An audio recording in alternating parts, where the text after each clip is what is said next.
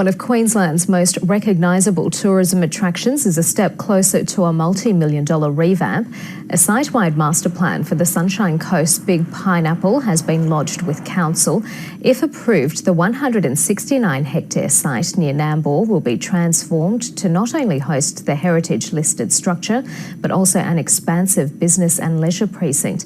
But developers intend to retain the nostalgia associated with the attraction. We're looking at what we're calling the Big Pineapple experience, which will incorporate elements which will have virtual reality rooms where you can go back to the 80s and look at what it was like. The space will also feature a new agribusiness centre and a food and tourism hub. The Commonwealth Bank's money laundering scandal continues to weigh on CBA shares. Here's Philip Lasker. Unfortunately for shareholders, the Commonwealth Bank is the bad news story that keeps giving. The money laundering scandal is taking a toll, with the CBA underperforming the financials index and other banks during the past 2 months. Now we hear that the bank may not have been monitoring its big transactions to institutions and corporations around the globe. The overall market was higher, but it wasn't enough to erase this week's losses.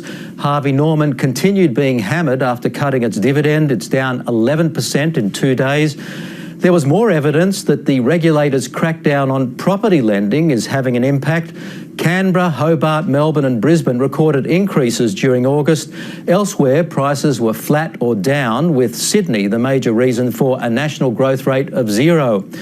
It's a tough choice: buy a house or pay your energy bill. Here's a graph of wholesale electricity prices. It's worth remembering that the big energy retailers, which are being squeezed by the government to hand out more discounts, are also wholesalers. They own generators. So what they're giving up on the retail side, they could be clawing back on the wholesale side. As you can see, wholesale prices are falling, but it takes around 3 years for the wholesale price to affect retail charges. I'm told it's complicated.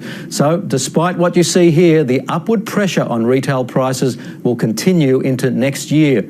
No wonder we're turning to alcohol. The latest ABS statistics show alcohol consumption picking up for the first time in 9 years, mainly because we're drinking more beer. The Australian dollar's generally weaker, but it's still above 79 US cents, and that's finance.